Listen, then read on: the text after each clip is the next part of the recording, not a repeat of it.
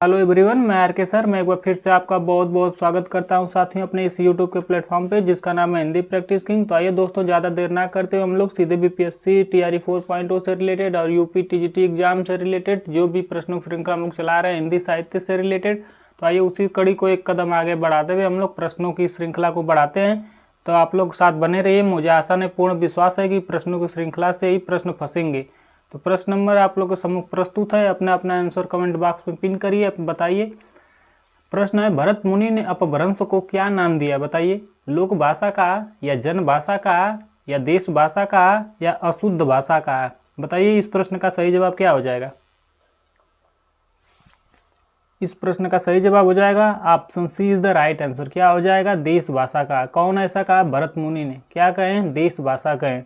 क्या कहें? देश भाषा कहें। भरत मुनि की जो रचनाएं कौन कौन से बताइए आप लोग। भरत मुनि की रचनाएं आप लोग कमेंट बॉक्स में बताइए।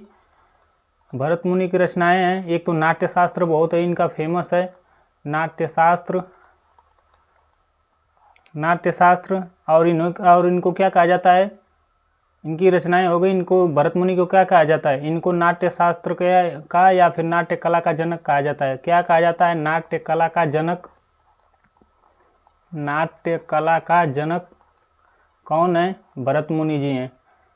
और रस संप्रदाय के भी जनक माने जाते हैं। यह रस संप्रदाय के जनक बहुत इंपॉर्टेंट यह प्रश्न है। यह कई परीक्षाओं में आ चुका है कि रस संप्रदाय के जनक कौन है। तो रस संप्रदाय के जनक कौन है? भरत मुनि जी हैं। याद रखिएगा आप लोग, बहुत इंपॉर्टेंट यह प्रश्न है। नाट्य को पंचम वेद कहने वाले कौन है? यही है। नाट्य को इन्होंने क्या कहे हैं? नाट्य मतलब नाटक होता है, यानी नाटक को पंचम वेद कहने वाले ऋषि कौन है? वो हैं भरत मुनि। क्या बोले? यह पंचम वेद। क्या बोले हैं? पंचम वेद माने हैं किसको? नाट्य को या फिर नाटक को। किसको? नाटक को। या इसको नाटक लिख लीजिए तो आपको ज़्यादा देर तक याद रहेगा, बहुत लंबे समय तक। नाटक को पंचम वेद किसने माना है? भरत मुनि ने माना है। चलिए अगले प्रश्न की ओर हम लोग बढ़ चलते हैं। अगला प्रश्न है, जन्मकाल की दृष्टि से निम्नलिखित कवियों का सही क्रम बताइए। ऑप्शन ए है जगनिक, खुसरो, श्रीधर, चंद्रबरदाई, या ऑप्शन बी है खुसरो, श्रीधर, चंद्रबरदाई, जगनिक। इसी को आगे पीछे करके ऑप्शन बनाया गया है। बताइए आप लोग को, अगर जन्मकाल इन लोग का याद होगा तो आप बता ले जाएंगे। देख लेते हैं इन लोग का जन्मकाल। जगनिक का जन्मकाल कब था? जगनिक का जन्मकाल 1173 ईस्वी में था। कब था? 1173 ईस्वी में था। और अमीर खुसरो का जन्म कब था? इनका जन्म था 1253 से कब तक जीवित थे? 1325 तक। यानी 1200 यहाँ पर जन्म पूछा है ना, जन्म काल पूछा है, यानी कि 1253 ईस्वी में इनका था। और कब तक है? 1325 तक। और श्रीधर जी का जन्म कब था? 14वीं सदी में ही था इनका, 14वीं सदी में था। चंद्रबरदाई जी का कब से कब था? 1168 से 1192 तक। कब? 1168 से इनका कब तक? 92 तक था। 1192, यानी कि सबसे पहले कौन है? 1173। ये तो 1200 में तो होंगे नहीं, ये 14वीं सदी में अभी नहीं होंगे। 1168 इसमें, यानी पहले कौन हो जाएंगे? चंद्रबरदाई हो जाएंगे सबसे पहले नंबर पे। देखिए किस ऑप्शन में चंद्रबरदाई सबसे पहले में, यानी कि option C is the right answer. इस प्रश्न का सही जवाब क्या हो जाएगा? Option C. Option C is the right answer.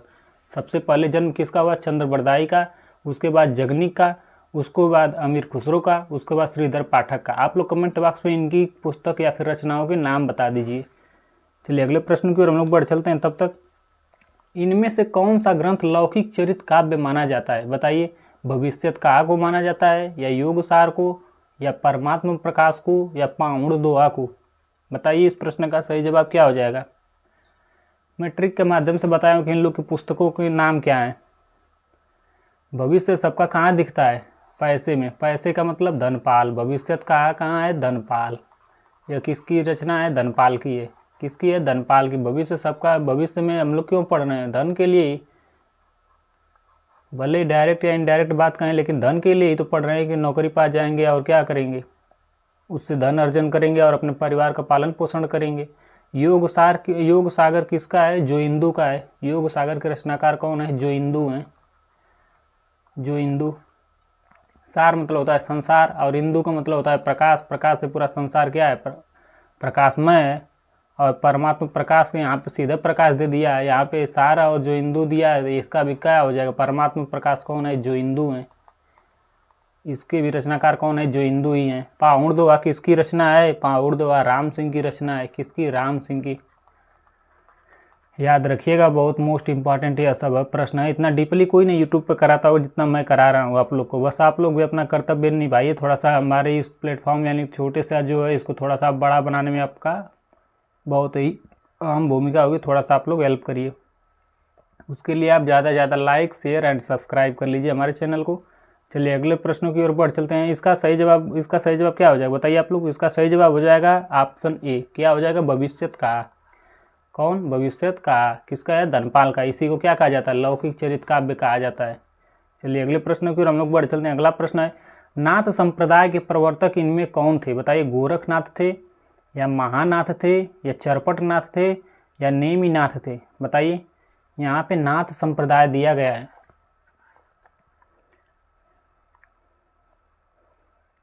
इसका सही जवाब हो जाएगा option A is the right answer. क्या दिया गया है? गोरखनाथ।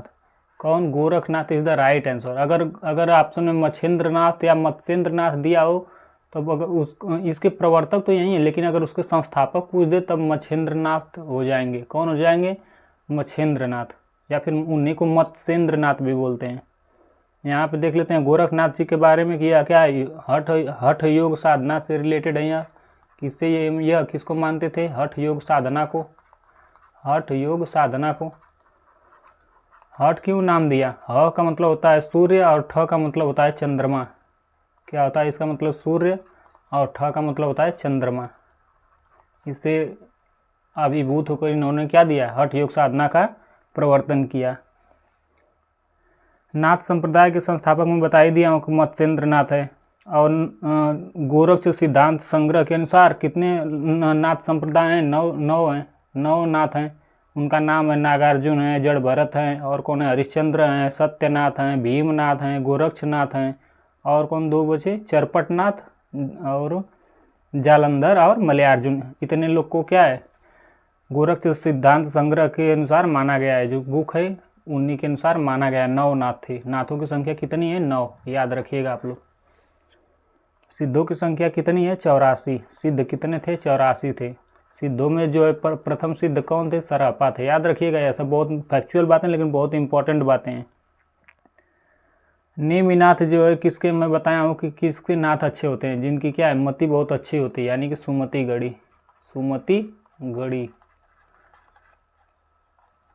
आंखों में कौन गढ़ी? सुमति। और सुमति के लिए कौन सा नाथ चाहिए? बहुत अच्छे नाथ होने चाहिए, यानी कि नेमिनाथ। चलिए अगले प्रश्न की ओर बढ़ चलते हैं। अगला प्रश्न है, महापुराण के रचनाकार कौन है? बताइए। अब्दुल रहमान है, पुष्यदंत हैं, या धनपाल हैं, या स्वयंभू हैं? बताइए इस प्रश्न का सही जवाब क्या हो जाएगा?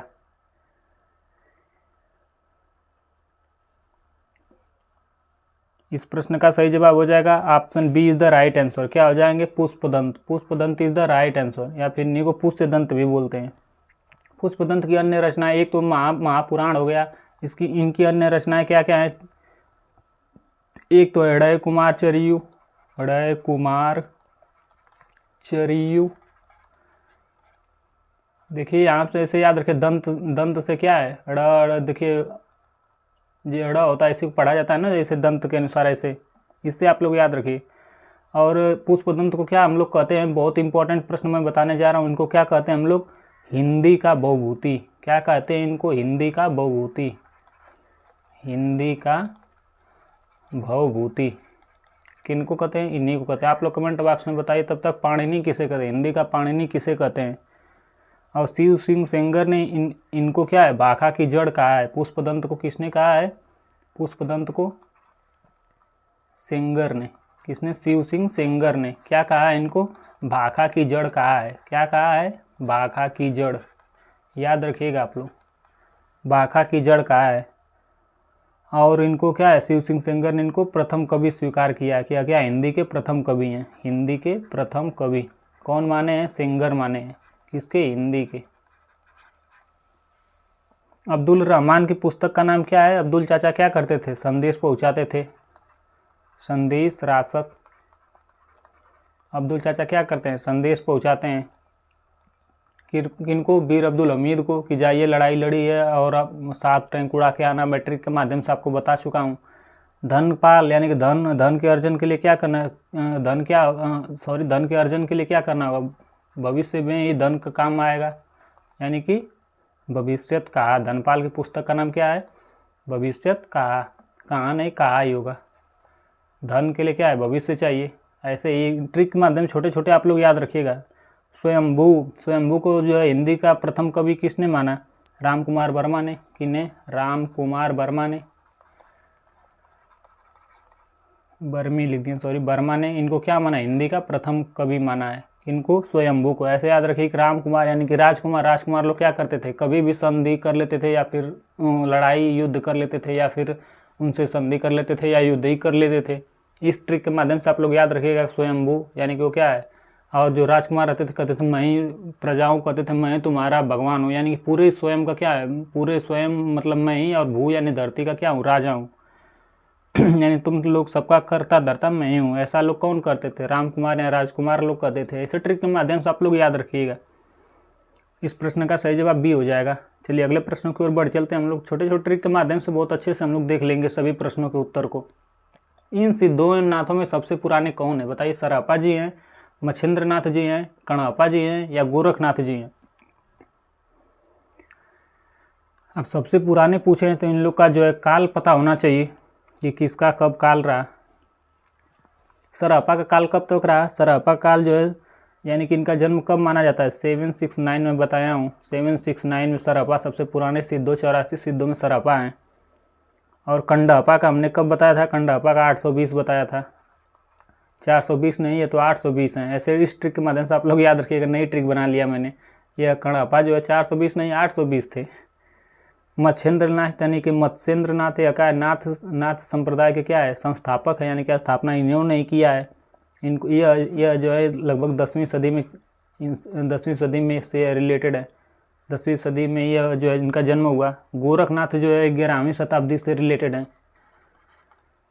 इन्होंने नाथ संप्रदाय को आगे बढ़ाया, यानी कि नाथ साहित्य को क्या किया, गोरखनाथ ने आगे बढ़ाया, मैं बताया हूँ। तो अब बताइए सबसे पहले जन्म इसमें किसका हुआ है, सरअप्पा का, यानी कि 700 में ही है और सब लोग बाद में थे, यानी option A is the right answer. क्या हो जाएगा, option A is the right answer. चलिए अगले प्रश्न की ओर बढ़ चलते हैं हम लोग। बीसल देव रासो की नायिका का नाम क्या है, बताइए। राजवती है, रूपमती है, मृणालवती है, या राजमती है। बताइए इस प्रश्न का सही जवाब क्या हो जाएगा।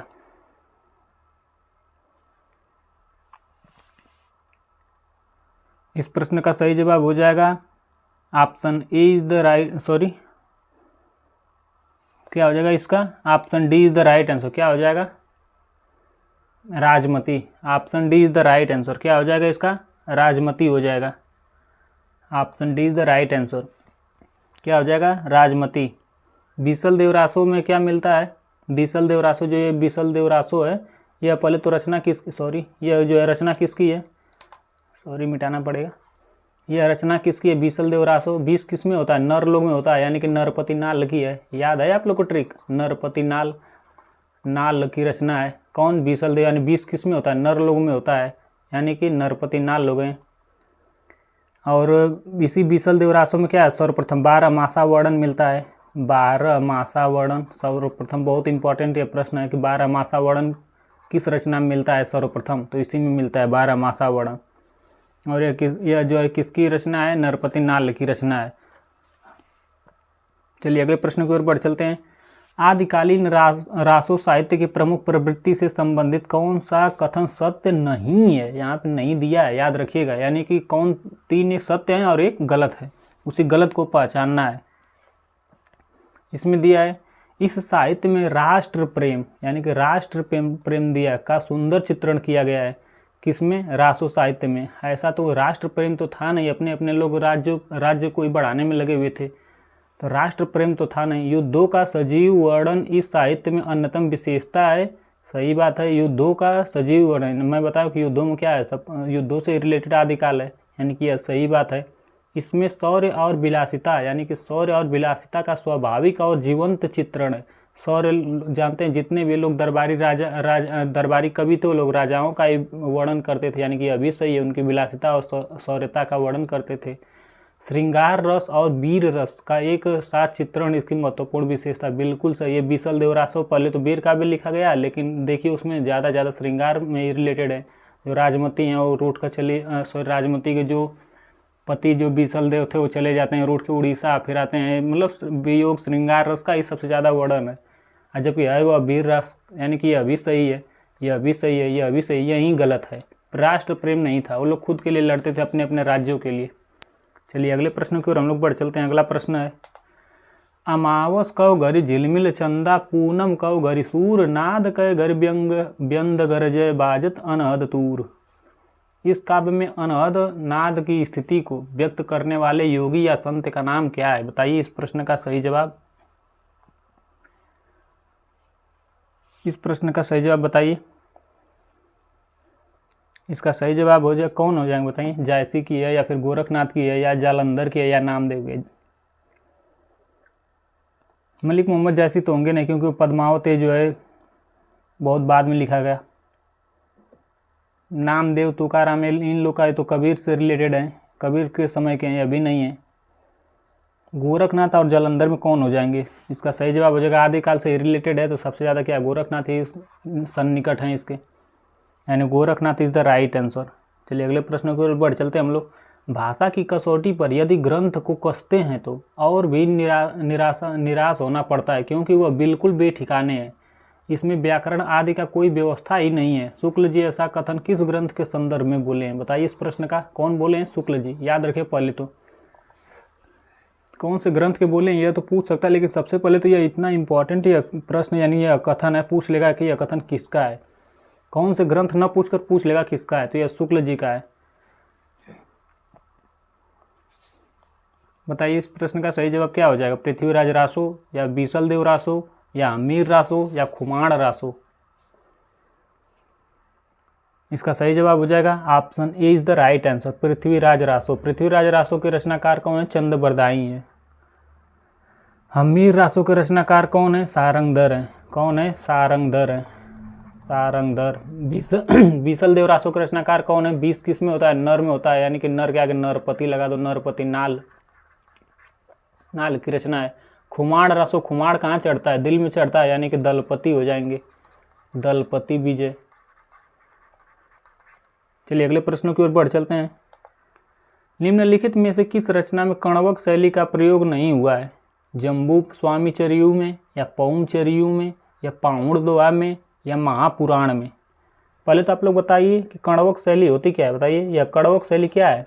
कण्वक शैली उसे कहते हैं जो 5 या 7 चौपाइयों के बाद क्या आता है? एक दोहा आता है, यानी कि 5 या 7 चौपाइयों के बाद कोई भी रचना हो रही है, अगर 5-7 चौपाई आ गई, उसके बाद एक क्या आ गया? एक दोहा आ गया। एक क्या आ गया? दोहा कह दिया गया, उसको क्या कहते हैं? कण्वक शैली कहते हैं। इंपॉर्टेंट प्रश्न, इसको याद रखिएगा, स्टार लगाइएगा। कण्वक शैली किसे कहते हैं? आप जानते रहेंगे तभी कर पाएंगे। इसका सही जवाब हो जाएगा ऑप्शन सी, पाउड़ दोहा इज द राइट आंसर। क्या हो जाएगा? पाउड़ दोहा इज द राइट आंसर। किसमें नहीं हुआ है पूछा है, याद रखिएगा, किसमें नहीं हुआ? पाउड़ दोहा में नहीं हुआ है, बाकी सब में हुआ है। पौम चरियू किसकी रचना है? बता दीजिए। महापुराण किसकी रचना है? बता दीजिए। इसी को जसहर चरियू कहते हैं, बताइए सब किसकी रचना है? जम्बू स्वामी चरियू किसकी रचना है? पाउड़ दोहा किसकी रचना है? आप लोग कमेंट बॉक्स में बताइए, पिन करिए, कुछ ना कुछ करते रहेंगे तभी सब याद हो जाएगा आप लोग को भी। सांकेतिक अर्थ रखने के कारण इनकी वाणियों की भाषा को संधा भाषा कहा गया है। बताइए किन की भाषा को संधा भाषा कहा गया है? कमेंट बॉक्स में बताइए। ऑप्शन है सिद्धों की भाषा को, नाथों की भाषा को, सूफी की भाषा को, या कबीर की भाषा को? किनकी भाषा को सांकेतिक अर्थ रखने का है? वो संकेत के माध्यम से ही अर्थ रखते थे, उसके कारण उसको संधा भाषा कहा गया है। बताइए इसका सही जवाब क्या हो जाएगा? इसका सही जवाब हो जाएगा option A is the right answer. क्या हो जाएंगे? सिद्धों की भाषा को क्या कहा है? सांकेतिक अर्थ रखने के कारण सिद्धों की जो भाषा होता है या अपनी वाणियों को क्या कहा जाता है? संधा भाषा कहा जाता है। और जो सिद्ध साहित्य हैं, इस सिद्ध साहित्य के सबसे प्रथम कवि कौन है? सरापा है। कौन है? सरापा है। सिद्धों में कितने? सिद्धों की संख्या कितनी है? 84 है, याद रखिएगा आप लोग। नाथों की संख्या 9 है। आलवारों की संख्या 12 है, याद रखिएगा आप लोग। ये सब टिपिकल क्वेश्चन बहुत बहुत काम करते हैं। चलिए अगले प्रश्न की ओर बढ़ चलते हैं हम लोग। आदिकाल के किस कवि की भाषा हिंदी के वर्तमान रूप में सर्वाधिक निकट है? बताइए। आदिकाल के समय के बारे में सब प्रश्न है। आदिकाल के किस कवि की भाषा हिंदी के वर्तमान रूप में सर्वाधिक निकट है? चंद्रबरदाई के, या अद्दामाड़ के, या विद्यापति के, या अमीर खुसरो को, या मुल्ला दाऊद के?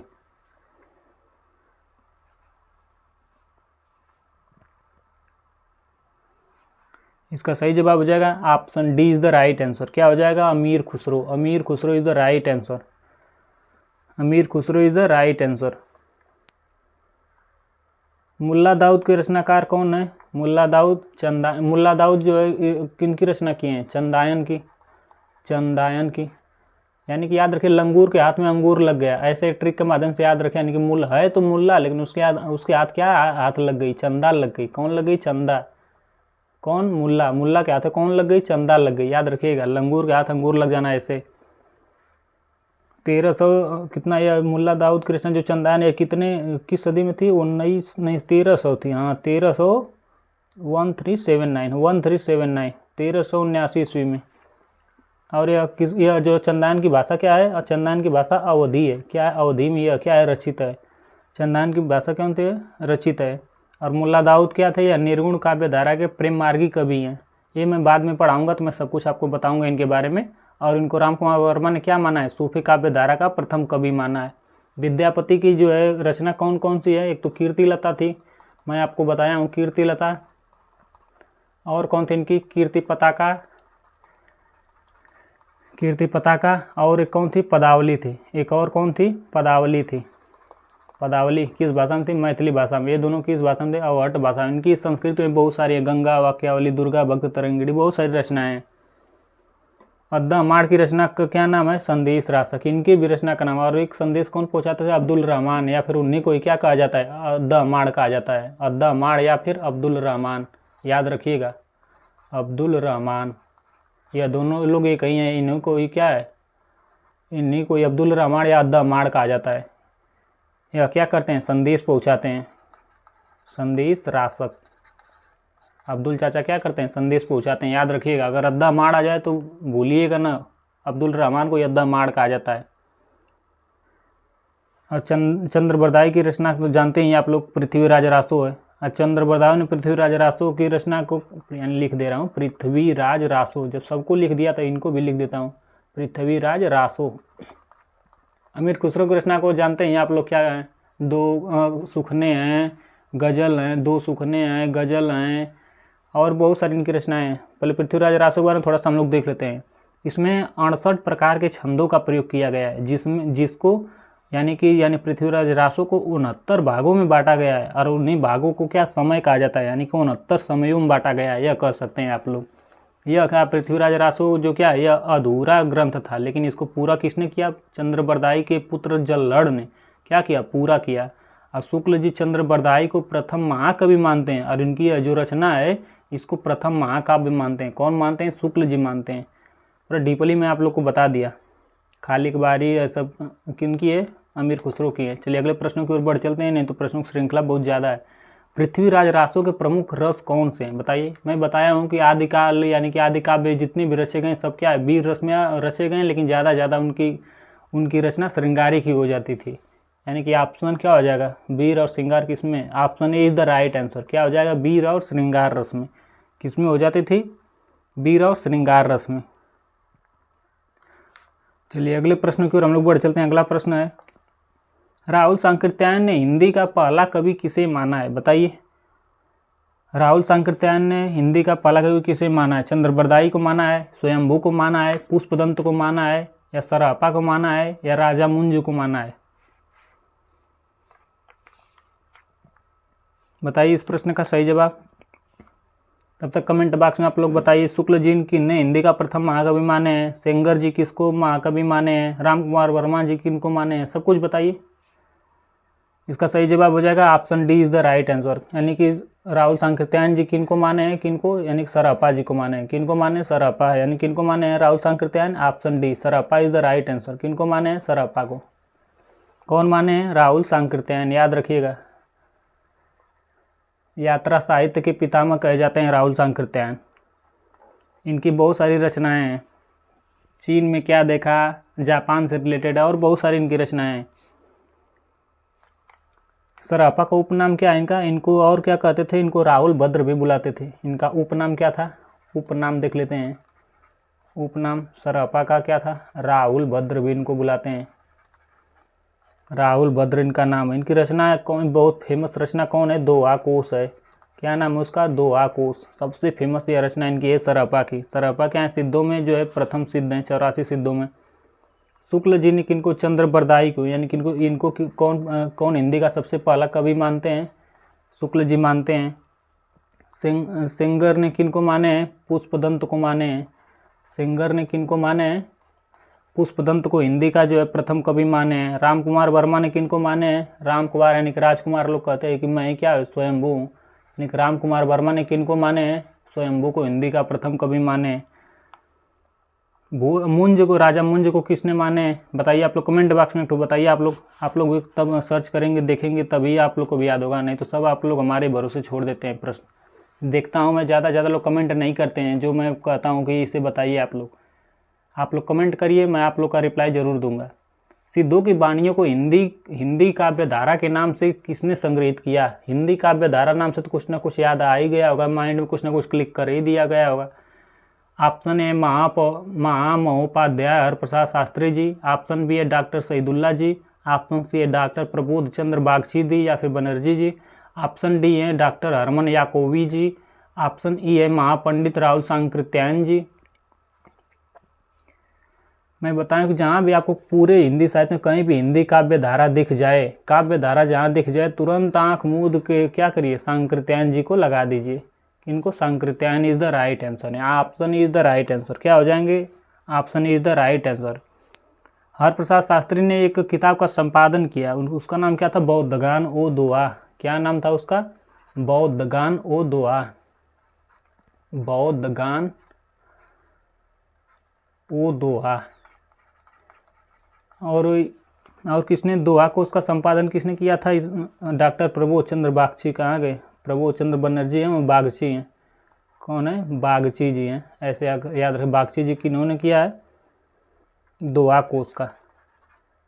दोहा कोश किसकी रचना है आप लोग बताइए। जस्ट मैं अभी बताया दोहा कोश किसकी रचना है, सराफा की। उसका संपादन यानी कि उसमें कुछ काट छाट करके उसको प्रकाशित करना, कोई संपादन करना बोलते हैं। अगला प्रश्न है, आदिकाल के कवि सराफा की काव्य परंपरा में विकसित नाथ पंथ के हठ योग का पल्लवन आगे चल के इनमें से किस कवि में हुआ, बताइए। जायसी में हुआ, तुलसी में हुआ, कबीर में हुआ या देवसेन में हुआ, बताइए। इस प्रश्न का सही जवाब क्या हो जाएगा। इस प्रश्न का सही जवाब हो जाएगा Kabir. Option C is the right answer. Option C is the right answer. सराफा क्या था, सबसे पुराने सिद्ध थे यानी सबसे प्रथम। उसी तरह कबीरदास को मान लीजिए आप लोग। कबीरदास क्या हैं, ज्ञान मार्गी धारा के क्या है, प्रवर्तक कवि हैं। चलिए अगले प्रश्न को हम लोग बढ़ चलते हैं।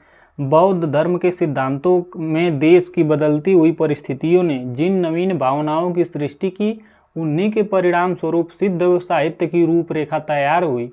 यह सिद्ध साहित्य के प्रादुर्भाव विषयक यह कथन किसका है, राम कुमार वर्मा जी का है या धीरेन्द्र कुमार वर्मा जी का है या गणपति चंद्रगुप्त का है या मिश्र बंधुओं का है, बताइए। इस प्रश्न का सही जवाब क्या हो जाएगा। इसका सही जवाब हो जाएगा option A is the right answer. कौन, Ram Kumar Verma. Option A is the right answer. चलिए अगले प्रश्न की ओर हम लोग बढ़ चलते हैं। नागरिक पिछाड़ी सभा से प्रकाशित पृथ्वीराज रासो के संस्करण को प्रमाणिक मानने वाले विद्वान इनमें से कौन है, बताइए। आप लोग जानते हैं पृथ्वीराज जो रासो यह जो है 3 मतों में विभाजित हो गया था। कुछ लोग इसको प्रमाणित मानते थे, कुछ लोग इसको अप्रमाणित मानते थे, कुछ लोग इसको अर्ध प्रमाणिक मानते थे। तो बताइए आप लोग, इस प्रश्न का सही जवाब क्या हो जाएगा, बताइए आप लोग। इसमें पूछा गया है कि प्रमाणिक कौन माना है, शुक्ल जी माने हैं या कर्नल जमस्टार्ड माने हैं या श्यामल दास माने हैं या फिर गौरी शंकर हीरानंद ओझा जी माने। इस प्रश्न का सही जवाब हो जाएगा option B is the right answer. कौन, कर्नल जमस्टार्ड। कौन, कर्नल जमस्टार्ड जी माने हैं, क्या माने, इसको प्रमाणिक माने। मैं इसको पूरा डिटेल के साथ करवा दे रहा हूँ कि पृथ्वीराज रासो किसने प्रमाणिक माना, किसको अर्ध प्रमाणिक, किसने क्या माना, मैं पूरे एक पेज में बता दे रहा हूँ। किसके बारे में? पृथ्वीराज रासो, पृथ्वीराज रासो के बारे में पूरा डिटेल से बता रहा हूँ। पहले तो मैं इसको बता किसने इसको प्रमाणिक माना कि यह प्रमाणिक रचना है, और किसने इसको अप्रमाणिक माना, अप्रमाणिक किसने माना, और इसको अर्ध प्रमाणिक किसने माना। देखो अर्ध ये वाला शुद्ध होता है, अर्ध प्रमाणिक किसने माना। प्रमाणिक कौन कौन माने? प्रमाणिक माने पहले तो श्याम सुंदर दास ने ही मान लिए इसको कि क्या है, प्रमाणिक रचना है, श्याम सुंदर दास। और कौन माने इनको? मिश्र बंधुओं ने माने, मिश्र बंधुओं ने माने। और कौन माने? मोहनलाल विष्णुलाल पंड्या जी, मोहनलाल विष्णुलाल पंड्या, इनको इसको क्या माने? इसको जो है प्रमाणिक माने।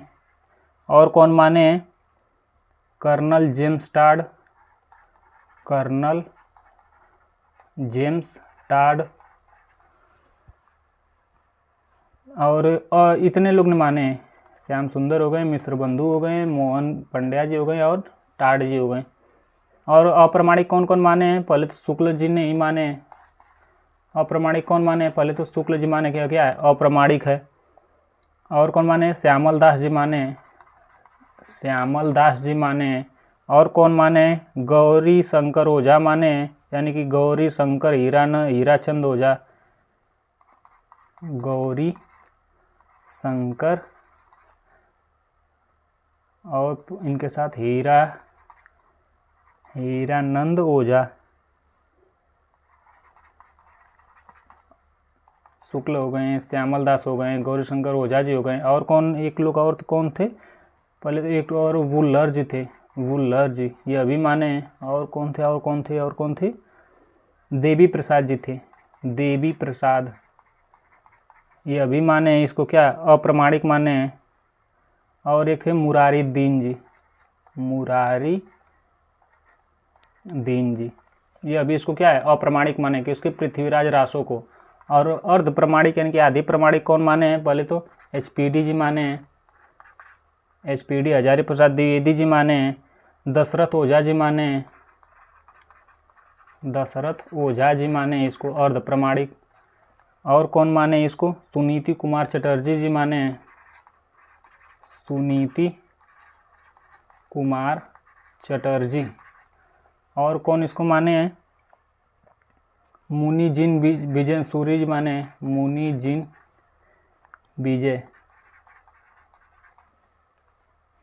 इतने लोग ने माने।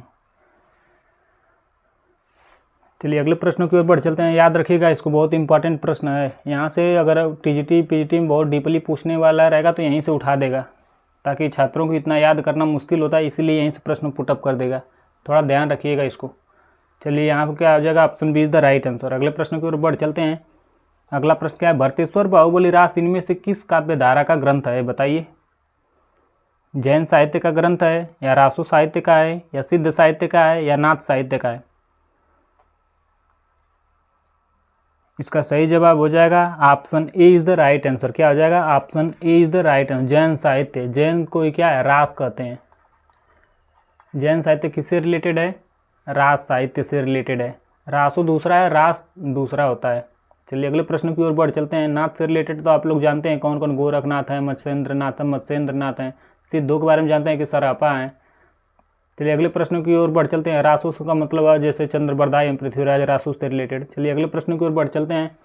अगला प्रश्न है, निम्नलिखित में से कौन सी रचना शिलांकृत है, यानी कि शिला पर यानी पत्थर पर लिखी हुई है? वर्ण रत्नाकर है, या बसंत विलास है, या उक्ति व्यक्ति प्रकरण है, या राउरवेल है? इसका सही जवाब हो जाएगा option D is the right answer. राउरवेल क्या है? शिलांकृत कृति है। क्या है? शिलांकृत कृति है। राउरवेल किसकी रचना है? रोड़ा कवि की है। किसकी? रोड़ा कवि। रोड़ा से याद रखिए, रोड़ा क्या कहते हैं? रोड़ा कोई पत्थर या ढेला कहते हैं। और यह क्या है? राउरवेल चंपू काव्य में रचित है। चंपू काव्य का मतलब जिसमें गद्य भी हो और क्या हो, पद्य में हो, यानी गद्य पद्य दोनों हो, उसको क्या कहते हैं? चंपू काव्य बोलते हैं। और इसमें क्या नक्सिक वर्णन है, नखशिख का मतलब होता है कि सिर से लेकर पैर तक का इसमें क्या है वर्णन, नायिका वर्णन कर लीजिए या फिर जो भी वर्णन, पूरी तरह से वर्णन, ऐसा लगता है कि सम्मुख ही सब हुआ है। उक्ति व्यक्ति प्रकरण किसका है? दामोदर का है, दामोदर का। और यह क्या है? यह व्याकरण ग्रंथ है, व्याकरण है। क्या है? उक्ति व्यक्ति प्रकरण। वर्ण रत्नाकर के रचनाकार कौन है बताइए? वर्ण रत्नाकर के ठाकुर लोग के पास ही तो वर्ण और रत्न दोनों होते हैं, याद है आप लोग को ट्रिक? यानी कौन ठाकुर हैं? ज्योतिश्वर ठाकुर, ज्योतिश्वर ठाकुर, विकर्षण ज्योतिश्वर ठाकुर। ठाकुर लोग के पास क्या है? यानी कि देखते हैं कि EWS और OBC का कितना कट ऑफ जाता है कोई चीज़, यानी कि उन लोगों के पास क्या है? बहुत सारा पैसा भी होता है, बहुत सारा रत्न होता है, वर्ण होता है, सबसे ज़्यादा ज्ञान होता है। वहीं ब्राह्मण लोग। चलिए अगले प्रश्न की ओर बढ़ चलते हैं। अगला प्रश्न है, आदिकालीन साहित्य से संबंधित इनमें से कौन सा कथन सही नहीं है? यहाँ पे देखिए नहीं दिया है, कौन सा सही नहीं, यानी 3 सही एक गलत है। उसी गलत को हम लोग क्या है? चयनित करना है, यानी कि पहचानना है कौन सा गलत है। ऑप्शन ए है, दोहा आदिकालीन अपभ्रंश साहित्य का प्रमुख छंद है। या फिर ऑप्शन बी है, यानी कि पहले एक एक करते ही जाइए। दोहा क्या है? दोहा में लिखा गया कणोक शैली में लिखा जाता है, यानी कि 5 या 7 के बाद एक दोहा लिख दिया जाता है। किसमें? आदिकाल में, यानी कि यह सही बात है, कणोक शैली में होता है, तो यहाँ से ये हो गया, यह भी सही बात है। दोहा कोश और चर्या गीति की भाषा शैली में कोई अंतर नहीं होता है, ऐसी बात तो नहीं है, अंतर होता है। दोहा क्या है? यह जो छंद है, दोहा क्या होता है? दोहा छंद होता है। और चर्या गीत क्या है? यह जो गीत काव्य है, यह क्या है? एक प्रकार का गीत होता है। चर्या गीत क्या होता है? एक प्रकार का गीत जो गायन होता है। छंद क्या? गायन तो होता नहीं छंद का, यानी कि ये तो गलत बात है। चर्या पद एक प्रकार के गीत होते हैं। देखिए यही चीज़ यहाँ पे दिया है, इसी का डिफिनीशन दिया है। चर्या पद एक प्रकार के गीत होते हैं जो सामान्यतः अनुष्ठान के समय गाए जाते हैं। यही मैं आप लोग को बता रहा था कि चर्या पद क्या है? खुद में एक गीत है, यानी कि यह बात क्या है? सत्य है। आदिकालीन बौद्ध सिद्धों, आदिकालीन यानी जो सबसे पुराने बौद्ध सिद्धों ने दोहा कोश के साथ साथ चर्या पदों की रचना की। सही बात है, आदिकाल से ही रिलेटेड चर्या पद, दोहा कोश सब है। तरहपा की रचना दोहा कोश आदिकाल से ही रिलेटेड है, यानी कि यह भी सही है, यह भी सही है, यह भी सही, यानी कि ऑप्शन बी गलत है। यानी कि इस प्रश्न का सही जवाब क्या हो जाएगा? ऑप्शन बी हो जाएगा। क्या हो जाएगा? Option B. चलिए अगले प्रश्न की ओर बढ़ चलते हैं हम लोग। अगला प्रश्न है, रचना और रचनाकार की दृष्टि से कौन सा विकल्प सुमेलित नहीं है? यहाँ पे नहीं दिया है, देखिए ज़्यादा नहीं दिया है। ऐसे लगता है कि प्रश्नों में ही, एग्जाम में भी नहीं ज़्यादा देगा, थोड़ा सा आप लोग केयरफुल रहिएगा। कौन सा नहीं है? प्रबंध चिंतामणि, पहला क्या है? प्रबंध चिंतामणि, और उसके सामने विनय चंद्र सूरी। दूसरा है पाहुड़ दोहा राम सिंह। तीसरा है नेमिनाथ चरियू हरिभद्र सूरी। चौथा है भविष्यत का धनपाल। तो इस प्रश्न में कौन सा गलत दिया है बताइए? पहले तो जो ट्रिक के माध्यम से मैं बताया उसको पहले आप लोग देख लीजिए। भविष्यत का, यानी कि भविष्य में क्या चाहिए हमें? धन चाहिए, यानी कि बिल्कुल सही बात है। क्या है? भविष्यत का क्या है? धन चाहिए। पाहुड़ दोहा किसकी है? राम सिंह की है। बिल्कुल मैं अभी बताया हूँ, पिछले प्रश्न में ही बताया हूँ कि 2 तो ये वाला क्या है? सही है। बचा 2, एक तो नेमिनाथ बचा, एक तो क्या है? प्रबंध चिंतामणि। प्रबंध चिंतामणि, यानी कि एक तो यहाँ भी ट्रिक में पहले तो विनय चंद्र सूरी की नहीं, यहाँ ट्रिक के माध्यम से याद रखिएगा। प्रबंध चिंता, यानी कि चिंता किसको होती है? मेरे को चिंता होती है भाई। अब मेरी जिम्मेदारी है कि मैं अपने भविष्य को सुधारूँ, यानी कि मेरे से हो गया मेरु तुंग।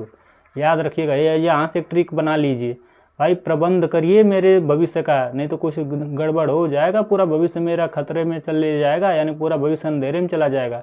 चिंता है मेरे को, किसको? मेरे को चिंता है अपने भविष्य की, यानी कि मुझे प्रबंध करना है, ऐसे याद रखिएगा। तो option A is the right answer हो जाएगा। और Neminath Chariu Haribhadra Suri is the right answer, ये भी सही है। यानी कि क्या नहीं दिया है तो यहीं एक नहीं है, विनय चंद्र सूरी नहीं है, यानी कि इस प्रश्न का सही जवाब हो जाएगा option A is the right answer. क्या हो जाएगा? ऑप्शन ए। चलिए अगले प्रश्नों की ओर बढ़ चलते हैं हम लोग। ऐसे ही छोटे छोटे ट्रिक के माध्यम से हम लोग सारे प्रश्नों को हल करेंगे। जसहर चरियू के लेखक कौन है? या फिर जसहर चरित्र भी बोल सकते हैं उसी को। जसहर यानी कि यहाँ से आके जहर, यहाँ देखिएगा जहर, ट्रिक मैं बना रहा हूँ। जहर कहाँ से खाते हैं? दांतों से ही खाते हैं, यानी कि option B is the right answer हो जाएगा। ऑप्शन ए स्वयंभू, ऑप्शन बी है पुष्पदंत, ऑप्शन सी है धनपाल, ऑप्शन डी अब्दुल रहमान। आप लोग इनकी पुस्तकों का नाम बताइए। धनपाल के लेखक, धनपाल जो है किसकी पुस्तक है? धन की क्या होता है? भविष्यत का पुस्तक है इनकी। स्वयंभू की पुस्तक का नाम बताइए, पुष्पदंत की पुस्तक का नाम बताइए, या रचनाओं के नाम बताइए, अब्दुल रहमान के रचनाओं के नाम बताइए आप लोग।